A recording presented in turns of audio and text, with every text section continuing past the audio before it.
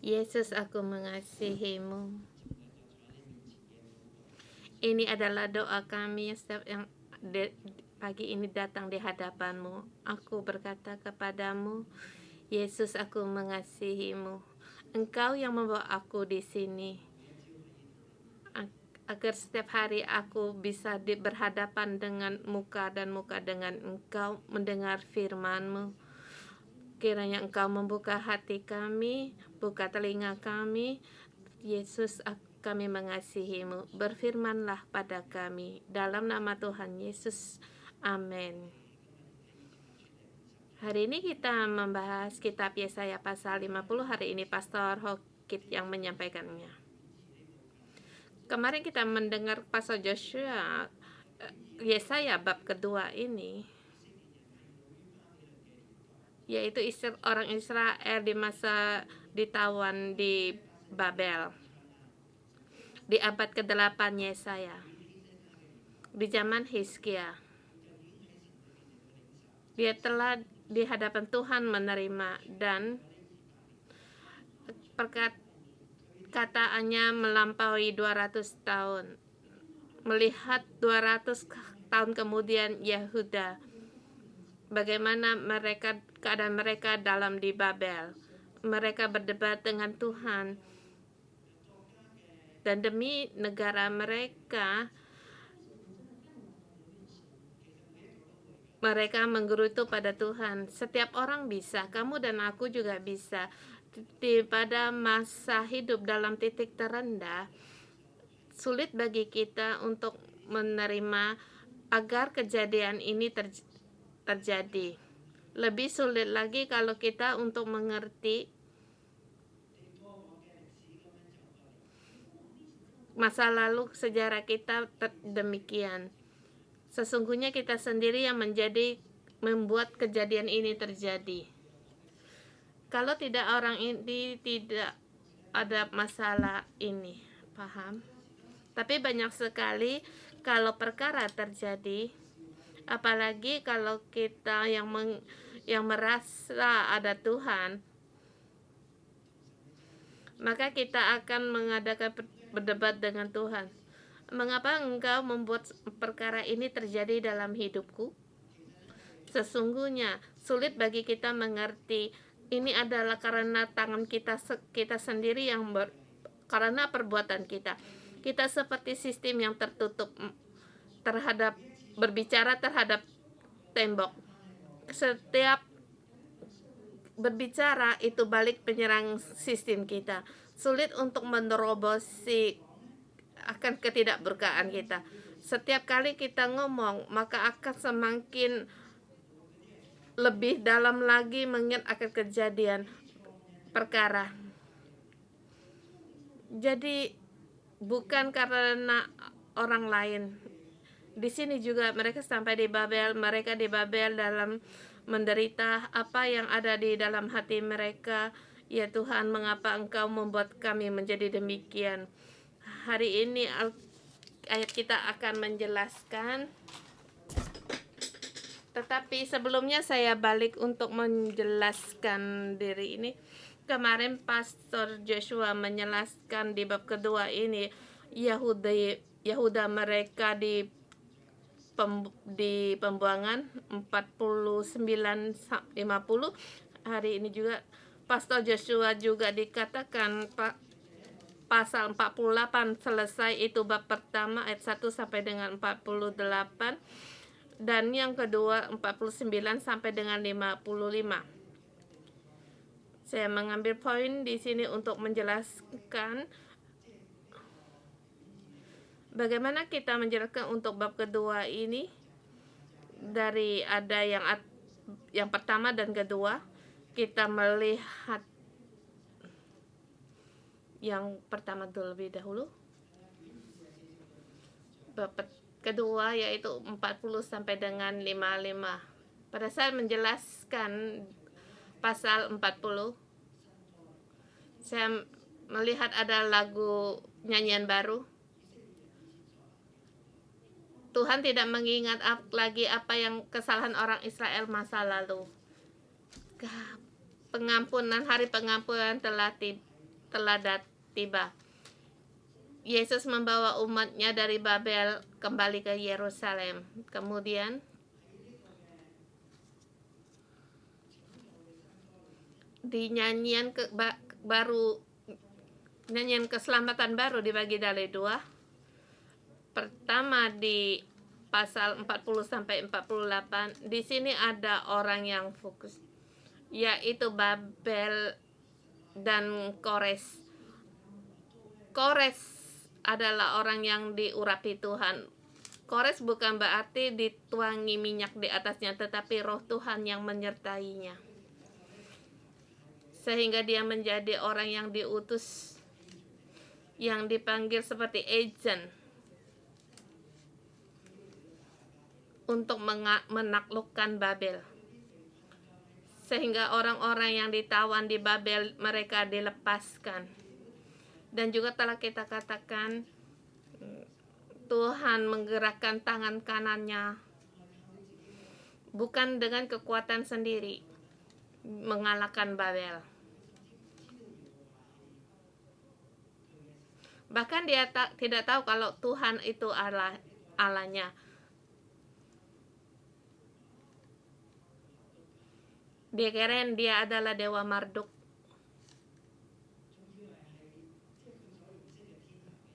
Yang dia kenal dewa penguasa alam semesta.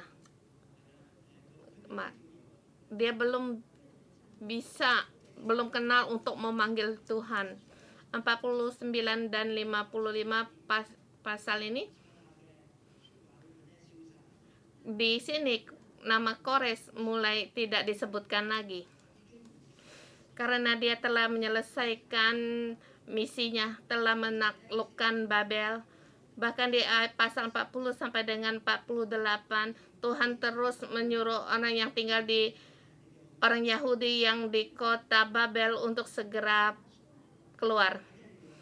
Kamu harus meninggalkan berhala-berhalamu, jangan lagi menyembah dewa Babel. Kamu harus pergi dari Babel. Boleh dikatakan dia adalah agent Tuhan yang spesial. Tetapi di pasal 45 sampai 55 di sini ada agent yang baru lagi. Sesungguhnya di pasal 42 telah muncul yang bernama hamba Tuhan. Sejak dalam kandungan Tuhan telah memilih aku, memanggil aku. Tuhan telah memanggil aku sejak dari kandungan dan menyebut namaku.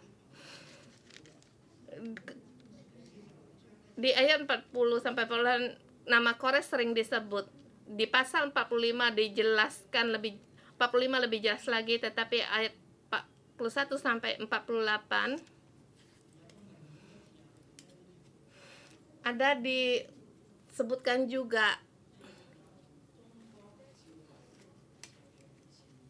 seperti dikatakan, aku memanggil, Tuhan berfirman, aku memanggil binatang buas dari timur, yaitu burung buas, pemakan mayat. Tuhan memimpin mereka untuk melaksanakan kehendaknya. Kita lihat kemudian di sini ayatnya tidak, di sini banyak, tidak semua, tidak di print semuanya. Di sini menerangkan tentang Kores. Dia adalah agen yang penting bagi orang Yahudi di zaman Raja Persia. Dia malah menyuruh orang Yahudi untuk kembali ke tempatnya dan mendirikan bait suci. Kita melihat di sini ada silinder Kores atau tabung Kores, silinder Sirus. Dia adalah berbentuk tabung bulat yang ada 45 baris. Dia mengumumkan di seluruh bumi agar setiap suku bangsa kembali ke tempat asal mereka, dan untuk Allah mereka mendirikan bait suci. Kores datang di Babelonia. Kemudian kita katakan di ayat pasal 48, yaitu nubuat yang diutarakan sebelum Babel, Kores menaklukkan Babel yang terakhir kali.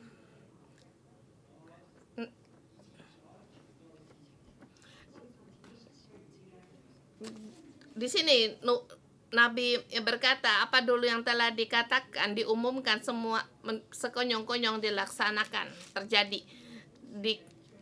Di pasal 42 telah dikatakan tentang hamba. Kita tahu hamba yang dimaksud ini adalah umat Israel. Tetapi sampai di pasal 49, Tuhan kembali menyebut akan hambanya, yang kita namakan Mazmur, nyanyian hamba Tuhan yang kedua.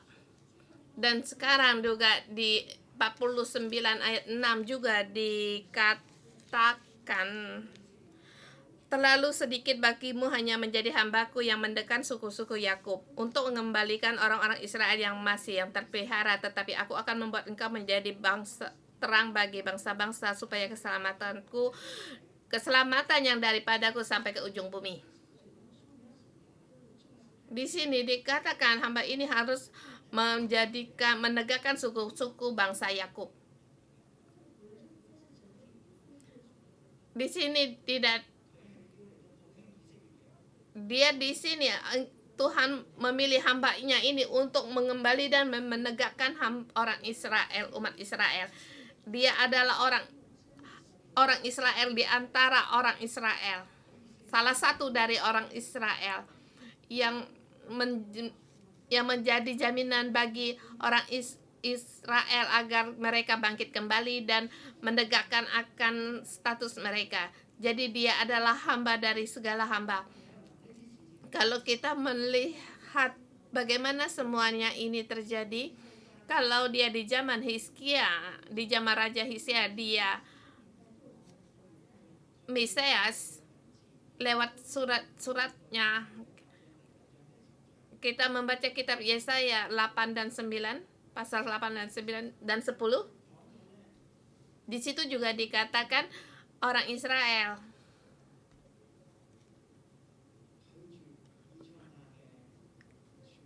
menolak apa yang dikatakan oleh Mesias.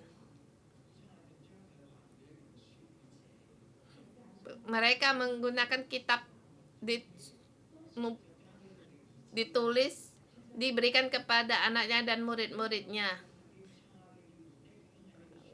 Maka adalah banyak sekali akan nubuat tentang Mesias tercatat dalam kitab-kitab ini. Tetapi orang-orang yang membawa kitab ini, orang-orang yang kita sebut dengan perkumpulan Mesias,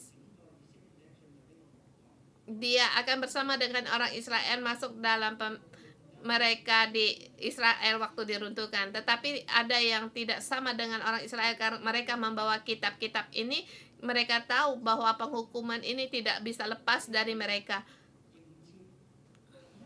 Mereka menanti menerima akan penghukuman Tuhan datang.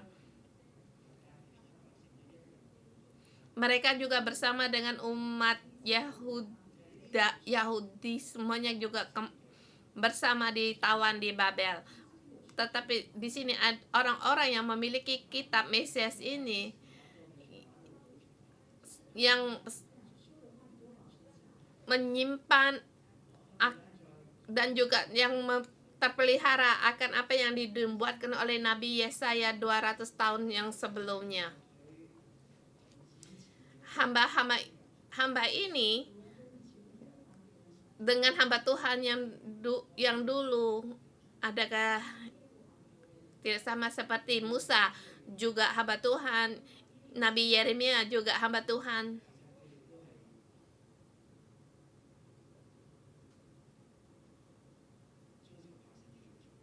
Mereka juga mengalami penolakan oleh umat, oleh orang-orang. Mereka demi Tuhan mengorbankan diri sendiri. Kita membaca sampai di kitab 52-53 kita tahu bahwa hamba Tuhan ini dia mengorbankan diri untuk melaksanakan kehendak Tuhan. Kejadian ini diberitakan kepada bangsa, mereka tidak percaya dan mereka tidak bisa memahami. Tetapi hamba ini, kejadian ini terus akan dicatat.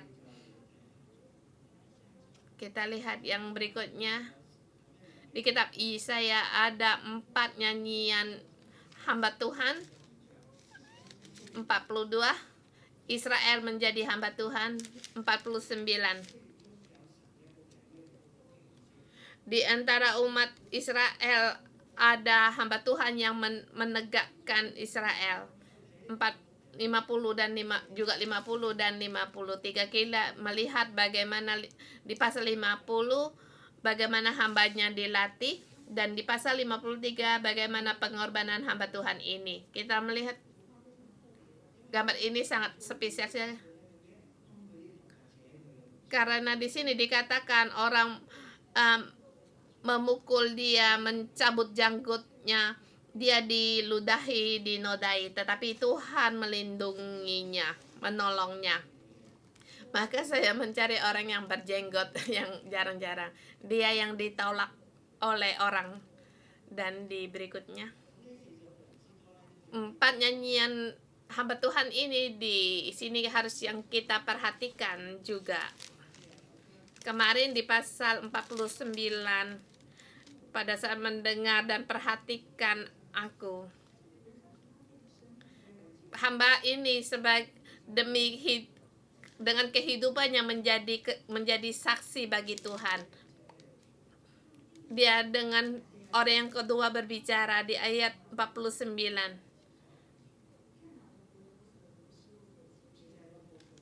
Di 41 di situ lihatlah Tuhan hamba yang aku pilih, di ayat 42 ini ayat 1. Lihatlah hambaku yang kupegang dan orang pilihan, kepadamu aku berkenan. Ini adalah satu kata seperti deklarasi. Di sini Tuhan mengenalkan bahwa lihatlah ini hambaku. Dia akan menyatakan hukum kepada bangsa-bangsa. Tetapi bagi umat Israel, mereka merasa orang-orang ini sangat rendah. Bagi dia sendiri merasa rendah. Oh, hamba Tuhan, mereka juga lupa akan status mereka, bahkan mengorbankan diri sendiri. Mereka di antara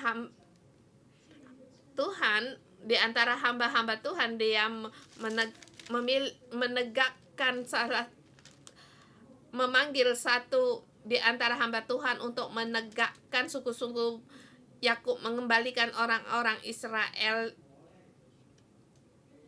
Di sini dikatakan, kita lihat di ayat pasal 50 juga masih dikatakan dengan perkataan aku. Bagaimana dia dilatih sebagai hamba Tuhan. Nanti kita akan memperlihatkan lagi ayat ini di sampai 53. Dikatakan hamba ini, akhir nasib dari hamba ini apa?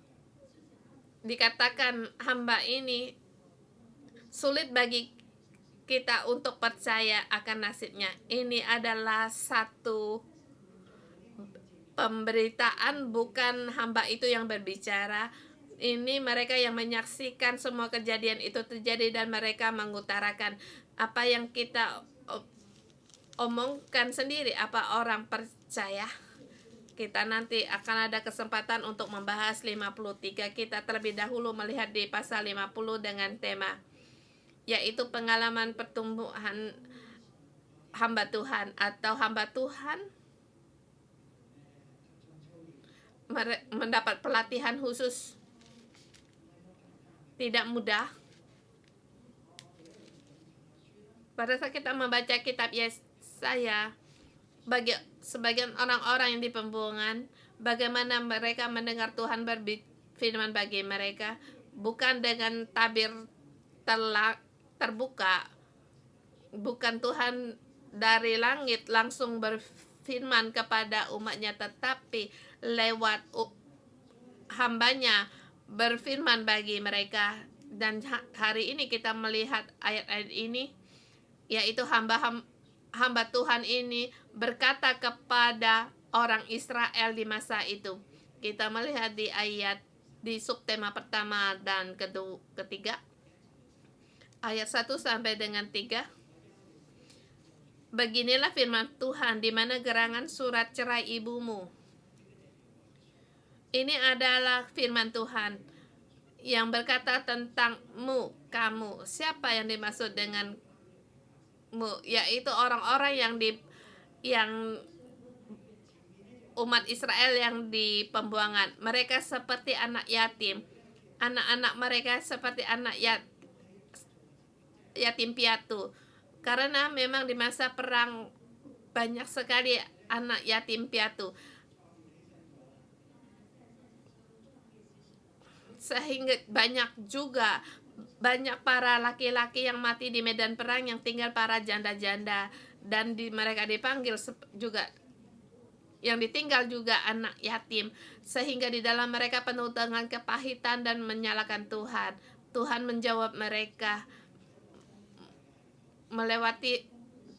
menghadap sistem yang tertutup dari setiap apa yang dikatakan untuk memperkuat akan sifat, agar orang lebih mengenal dia lebih dalam lagi, memperkuat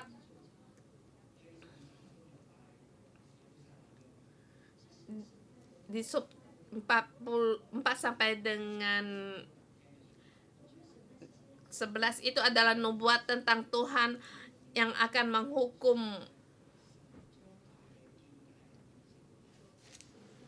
orang Israel. Tuhan menjawab mereka, menerangkan kalau kita berbuat salah, maka kita akan membuat diri kita benar sendiri. Karena kita bisa merasa diri benar sendiri, kita akan membenarkan masalah. Kalau kita membenarkan diri sendiri, kita akan mengokohkan sistem kita. Atau aku berbuat demikian, aku benar, aku ada alasan sendiri. Aku berbuat salah, itu adalah satu yang benar. Maka jangan sebut ada berbuat yang salah. Ini adalah satu sistem kita yang tertutup. Tapi Tuhan berkata, lebih baik adalah kamu dengar aku. Salah ya salah. Yang kamu terangkan itu juga salah. Kamu ngomong sendiri juga itu adalah menerangkan yang salah. Maka kita sebut ini adalah penghakiman. Penghakiman, dengar akan apa yang dikatakan Tuhan dan jangan dengan akan kebenaran sendiri. Penjelasan Tuhan. Kita menggunakan penjelasan dari Tuhan, maka kita baru akan sadar dan menerobosi akan sistem kita sendiri. Tuhan berfirman kepada kita, ya, sesungguhnya Dia ingin untuk memberikan petunjuk bagi kita, membuka akan yang tertutup bagi kita, membuka yang merasa kita benar sendiri. Di ayat 40 50 ini kita bisa melihat bagaimana perkataan mereka terhadap Israel. Tuhan berkata itu adalah ibumu. Maka yang di pembuangan ini itu adalah anak yatim. Maka Tuhan di sini menjawab, apakah aku mengusir ibumu? Apakah pernahkah aku kepada siapakah aku menjual ibumu? Ini perkataan ini yang tidak terpikir sebelumnya. Mereka pikirkan adalah ibunya Yakobus, kerajaan Yahuda telah dibinasakan. Yang mereka pikirkan. Di sini Tuhan berfirman kepada umatnya lewat nabi, berfirman kepada umatkah, siapa Di manakah gerangan surat cerai ibumu? Tanda aku mengusir dia. Siapakah yang penagih hutangmu? Aku pernah menjual engkau oleh karena sesungguhnya kamu sendiri terjual oleh karena pelanggaran sendiri. Pelanggaranmu sendiri ibumu diusir. Kamu jangan menyalahkan ini karena kamu telah berbuat salah, melakukan pelanggaran. Sekarang Kores telah datang menghancurkan tembok Babel. Di sini dikata Tuhan juga berkata, mengapa ketika aku datang tidak ada orang? Di sini satu kata perkataan satu yang tak ada tanggapan. Dikatakan ketika aku memanggil tidak ada yang menjawab.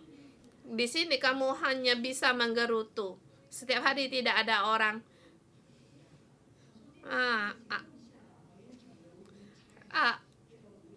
Aku dari jauh telah mengutus Kores untuk melepas kalian. Mengapa malah sekarang kamu malah menyalahkan aku? Tuhan telah menceraikan ibuku. Mengapa kamu tidak ada jawaban?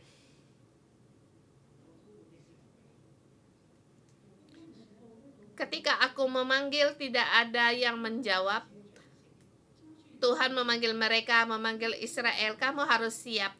Kota ini akan diserang. Kamu harus pergi dari Babel. Tetapi mengapa tidak ada orang yang menjawab aku? Ini ada juga keadaan kita. Pada saat kita menggerutu, kita tidak percaya Tuhan berfirman pada tiga. Pada saat Tuhan berfirman kepada kita, kita kembali kepada sistem kita. Kita tidak berpikir bagaimana menjawab Tuhan. Maka saya menyebut ini adalah sistem yang tertutup. Ini adalah peperangan pikiran kita. Kita sering-sering dalam perang pikiran ini. Tuhan berkata, mungkinkah tanganku terlalu pendek untuk membebaskan, atau Tuhan, tanganku panjang sehingga Kores pun aku tarik di sini. Mengapa kamu mengata terlalu pendek untuk membebaskanmu? Kita lihat terus di kedua, juga bertanya tentang kedua. Di sini ada hamba Tuhan. Dia sebagai wakil Tuhan berfirman kepada umat-umatnya. Tapi umat-umat ini telah menjadi tuli. Mereka berjalan dalam gelap, tidak ada cahaya sinar. Mereka terjatuh. Mereka dikatakan mereka akan berbaring di tempat siksaan. Mereka mengasihani diri sendiri, mereka menyalahkan Tuhan. Di sini ada 2 bait nyanyian.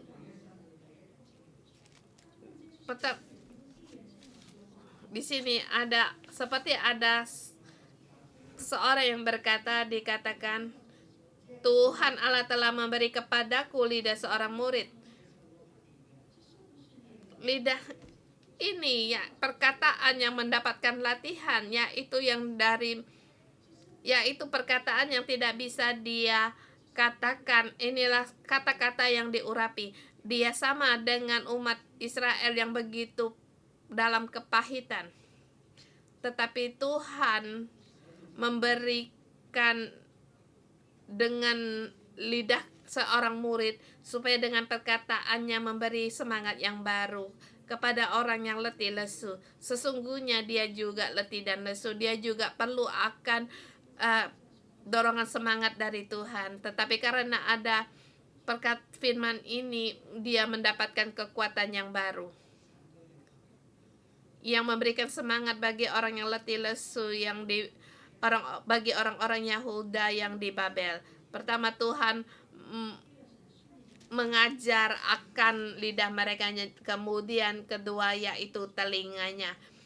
Tuhan telah membuka telinga Setiap pagi ia mempertajam pendengaranku untuk mendengar seperti seorang murid. Kalau kalau Tuhan tidak mempertajam pendengaran kita, telinga kita juga tidak bisa mendengar. Di sini kapan Tuhan mempertajam? Bagaimana kita bisa mendengar firman Tuhan? Yaitu di setiap pagi hari waktu kita bangun, yaitu pada saat sistem kita belum bekerja semuanya, maka kita bisa mendengar firman Tuhan. Kita tidak lagi menggunakan akan pikiran kita sendiri untuk melawan atau menolak Tuhan dengan alami berfirman kepada kita. Seperti juga kita mimpi. Kita tahu juga kalau para raja, mereka bisa berbuat seenaknya. Tetapi Tuhan lewat mimpinya berkata kepada mereka, seperti Nebukadnezar, yang raja yang begitu kuat, yang begitu kejam. Tuhan juga lewat mimpinya, setengah tidur setengah sadar, berkata-kata kepadanya.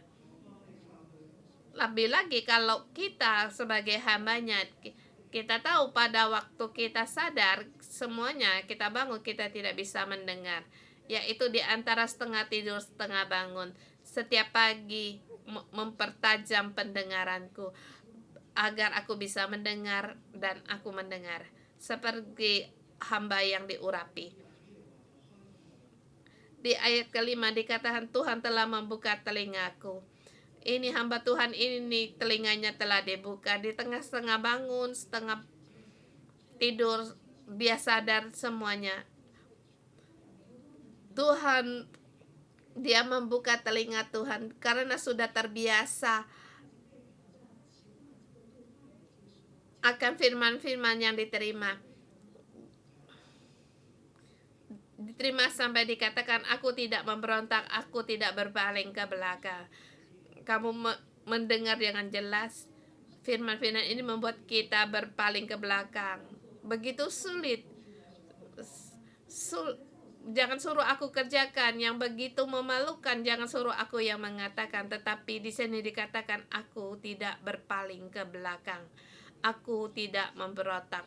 Walaupun seberapa dinodai, dimalunya, tapi karena engkau telah memerintahkan aku mengatakannya, maka aku akan mengatakan.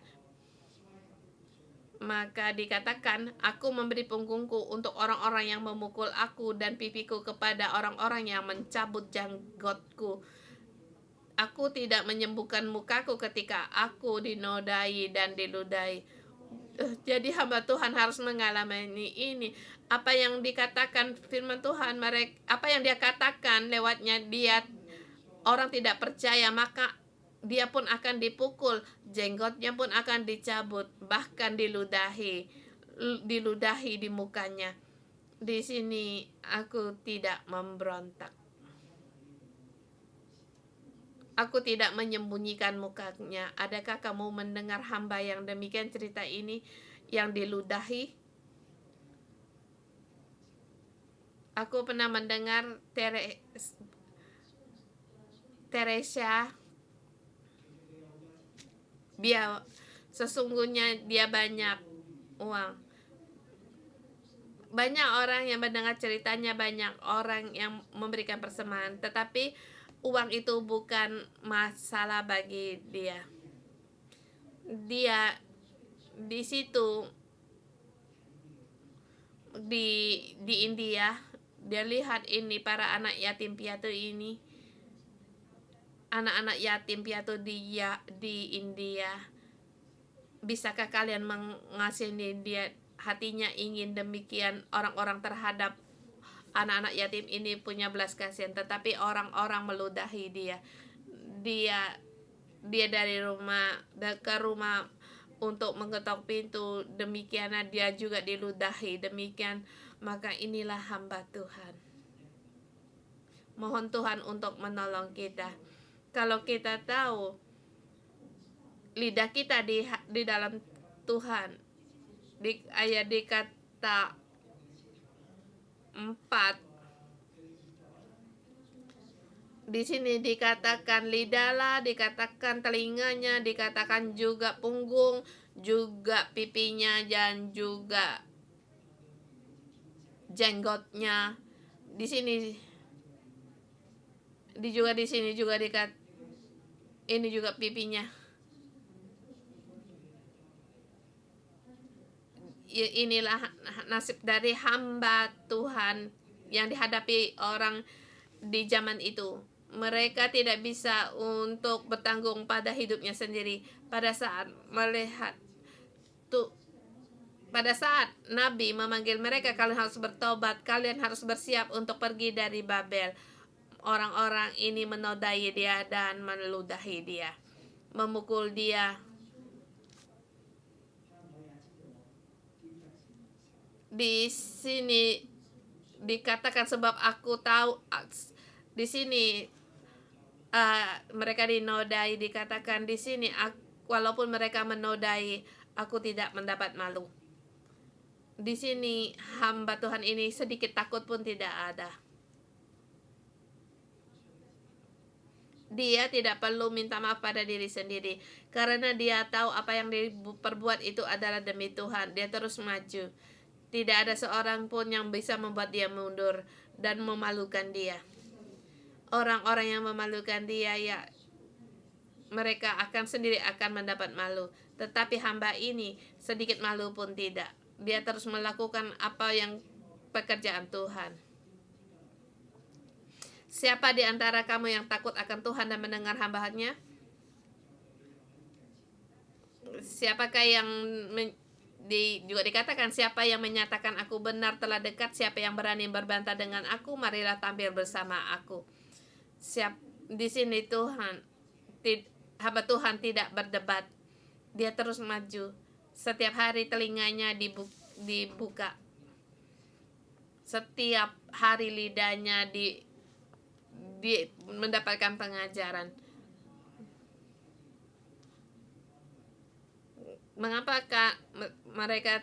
Mengapa dia tidak marah? Sebab dengan marah tidak bisa memberikan semangat pada orang lain atau menghibur orang lain. Dikatakan tuh di ayat ke-8, siapa yang dapat melawan perkaraku?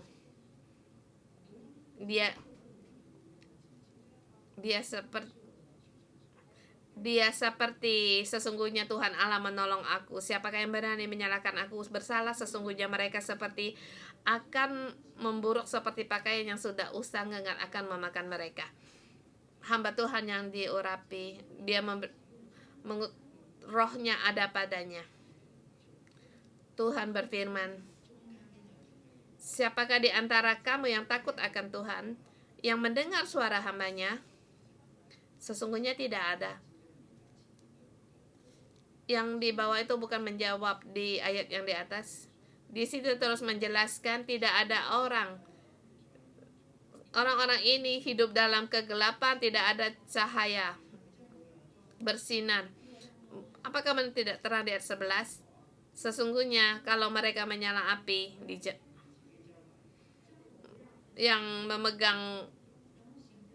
mereka memegang api. Kamu bilangkan, Tuhan kamu berkata kami gelap, kami nyalakan api. Kami berjalan di tengah terang. Ini adalah perkataan orang. Dia sendiri yang menyalakan api untuk dirinya sendiri. Dia tidak tahu dia di dalam kegelapan. Ini adalah kita yang melawan Tuhan.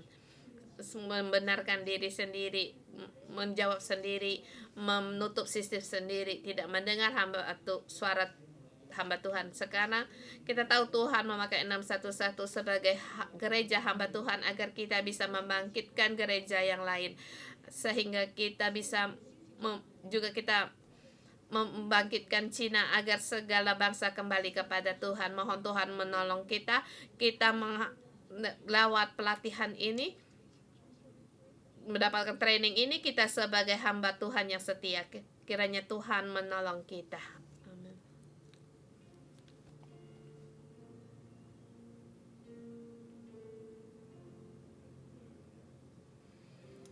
Saudara semua, mari kita bersama bangkit untuk menyembah Tuhan kita. 我哋嘅神，我哋嘅生命唯一嘅王，唯一嘅主，主我哋讚美高舉你嘅名，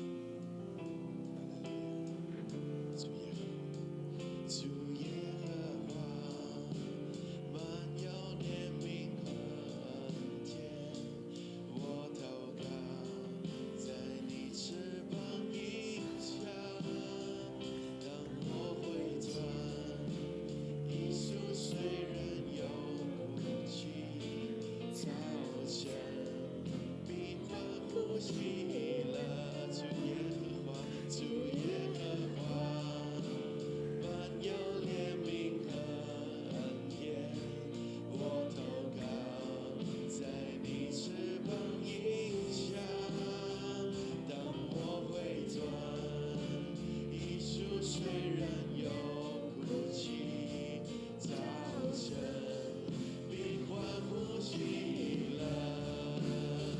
你坐着為王，到永永遠遠，隨風隨翻騰，我堅定仰望你。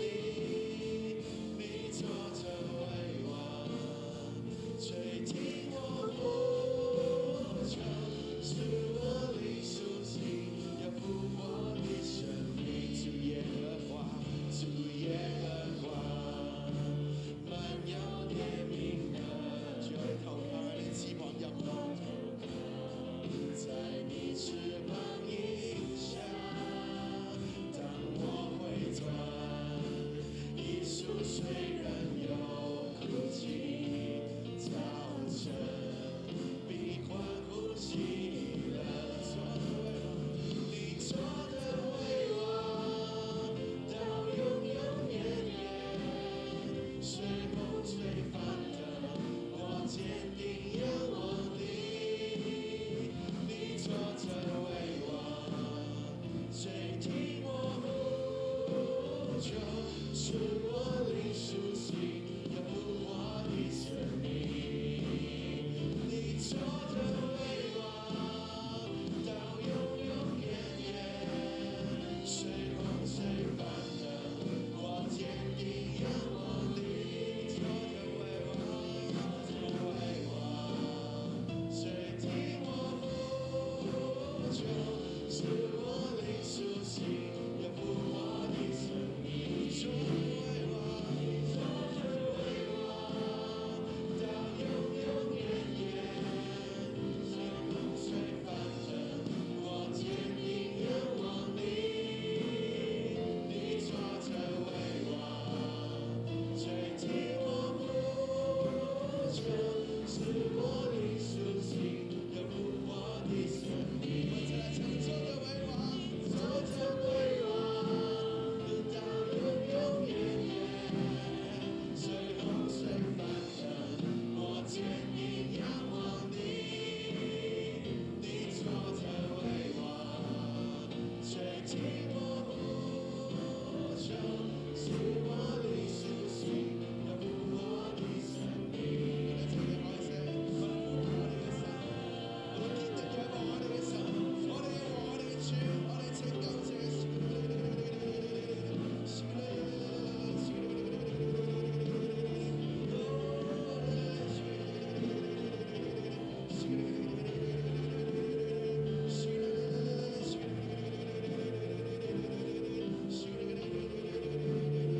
你坐着為王，到永永遠遠，隨風隨翻騰，我堅定仰望你。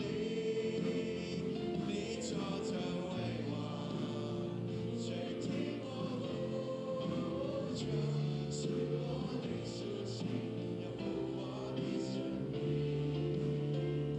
使我靈甦醒，要復活的生命。使我靈甦醒，要復活的生命。神喺我哋嘅當中。 Tuhan, Engkau ada di antara kami. Tuhan, agar kami bisa mendengar Engkau. Saudara-saudari semua, kita di kitab Yesaya di dalam kesulitan, apakah kita seperti di kitab Yesaya, kita bisa mengomplain, kita menggerutu, atau kata-kata yang pahit kita sehingga kita tidak bisa mendengar akan suara Tuhan. Saat ini aku mengundang saudara semua, kita pejamkan mata, kita boleh duduk. Apakah sekarang di dalam keadaanmu kamu sangat sulit, kamu menghadap Tuhan, apakah kamu bisa seperti di kitab Yesaya ini 50 ini, banyak sekali akan komplain-komplain, tidak puas kepada Tuhan. Kita pejamkan mata di dalam keadaan Tuhan, apa yang Engkau firmankan, bukan kita yang berkata-kata, tetapi Tuhan yang berkata kepada kita.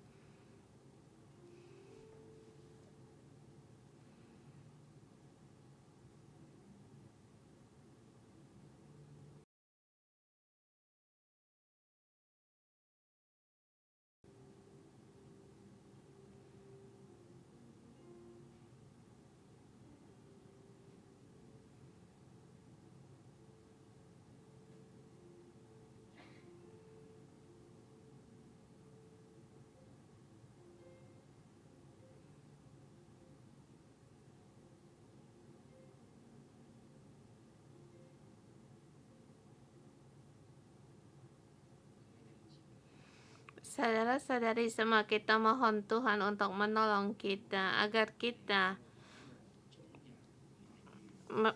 meninggalkan segala kebiasaan pahit kita, menggerutu kita, atau mengasihani diri sendiri.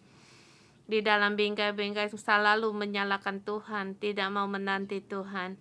Saudara semua, pengajaran bagi kita di hari ini, kita jangan terus dalam bingkai kita untuk menyalahkan Tuhan. Kita harus menanti Tuhan. Kita harus menanti panggilan Tuhan memanggil kita. Saudara semua, kita berdiri. Kita kembali di hadapan Tuhan untuk mengambil perjanjian. Tuhan, aku mau menanti Engkau. Aku mau pergi dari bingkai-bingkaiku. Aku mau pergi dari pikiranku, tidak lagi dalam menggerutu, bersungut-sungut menyalahkan Tuhan. Saudara semua berdoa untuk dirimu sendiri, sebab Tuhan kita penuh dengan kuasa. Dia telah memanggilmu dan kamu harus mendengar.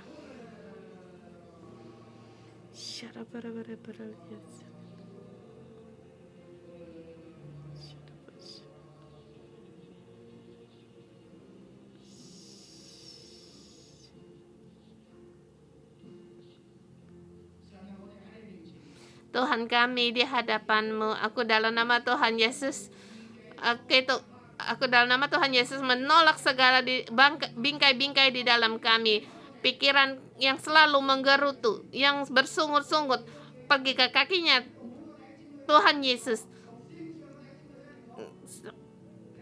Saya berkata dalam roh-Mu, dalam segala bingkai-bingkai yang ada di dalam-Mu, pergi ke kakinya Yesus. Tuhan, Engkau membuka telinga kami, mendengar akan panggilan-Mu, mendengar akan suara-Mu. Tuhan, buka telinga kami di pagi hari, buka telinga kami untuk mendengar suara-Mu. Tuhan, kami berterima kasih, memuji Engkau.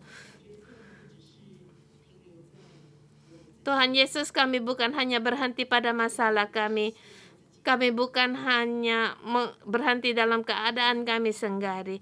Tuhan Yesus, dalam nama memohon Roh-Mu sekarang tercurah di antara kami. Buka telinga kami, buka lidah kami. Bapa, baik kami di dalam keadaan yang tinggi atau rendah, baik suka maupun duka. Tuhan, kami bisa mendengar akan suara-Mu. Tuhan, segala ketakutan, kesakitan, putus asa, bahkan suara yang bukan dari Tuhan, semuanya ini dibuang dari hidup kami. Tuhan, di dalam-Mu kami itu harus jalan yang lancar. Kami bisa mendengar suara-Mu. Kami terhadap Engkau begitu peka, Bapa. Beri kami lidah yang untuk mengajar, agar kata-kata kami bisa dikeluarkan untuk memberikan semangat, memberikan harapan, memberikan sukacita. Bukan hanya hidup kami diangkat di Tuhan, tapi Engkau menolong kami agar kami bisa juga menolong orang lain, memberikan semangat bagi orang lain, memberikan harapan bagi orang, memberikan penghiburan dan sukacita bagi orang lain. Tuhan, urapilah kami. Tuhan, kami yang di sini, setiap saudara-saudara kami, hamba-Mu. Tuhan, kami mohon pada Engkau, dengan mohon Engkau agar bisa kami mendapatkan kemenangan ini. Yesus, kami memuji Engkau.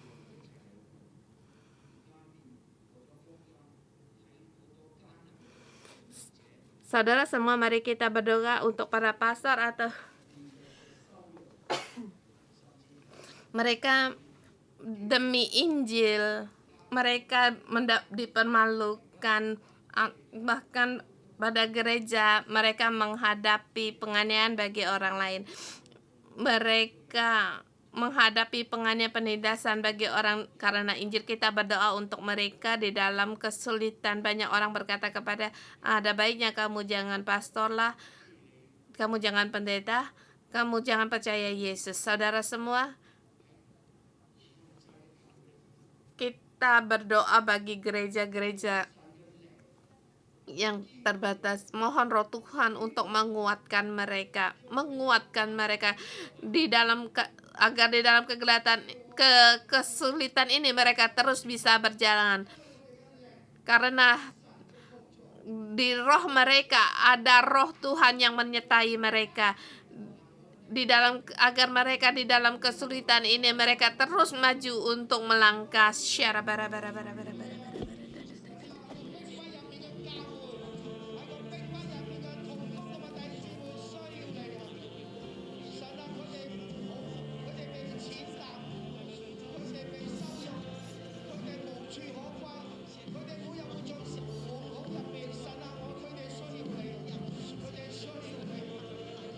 Tuhan, kami perlu akan Engkau menghadapi segala penganiayaan, penindasan Tuhan, dan lebih lagi Tuhan, mohon kepenyertaan-Mu, mohon pertolongan-Mu ada pada gereja-gereja-Mu ya Tuhan.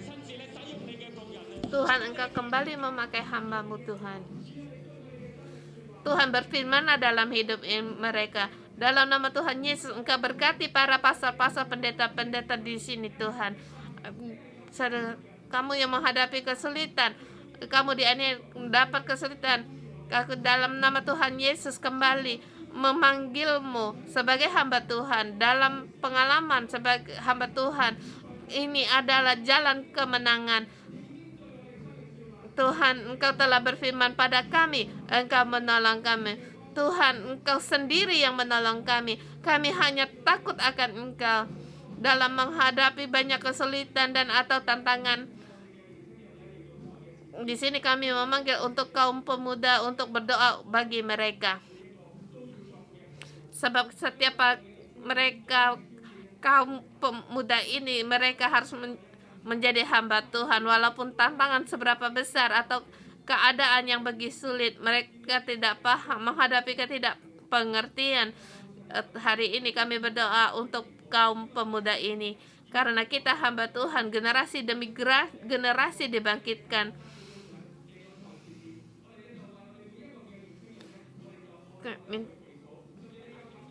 Bahkan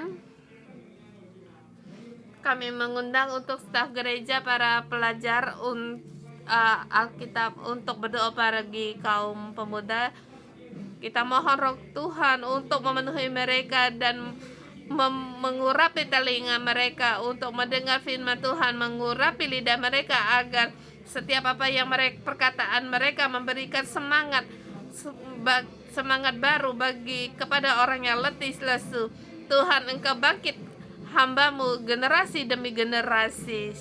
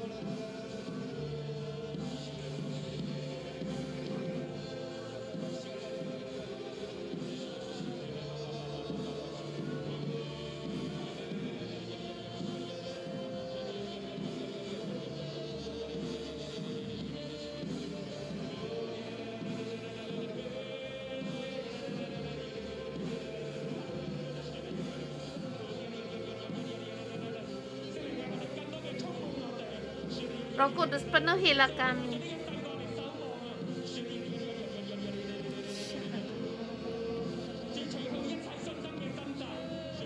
Buanglah segala hati kami yang masih ragu-ragu.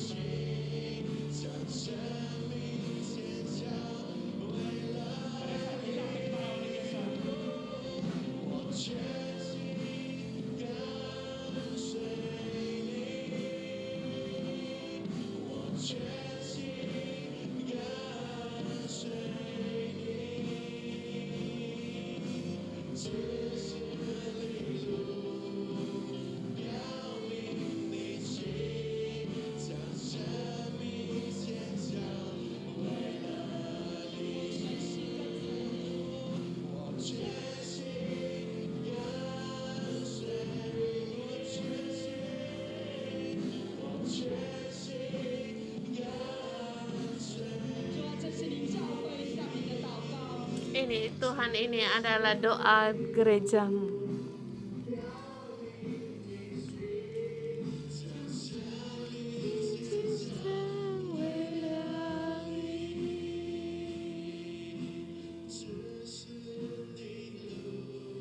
Tunjukkanlah jalan-Mu.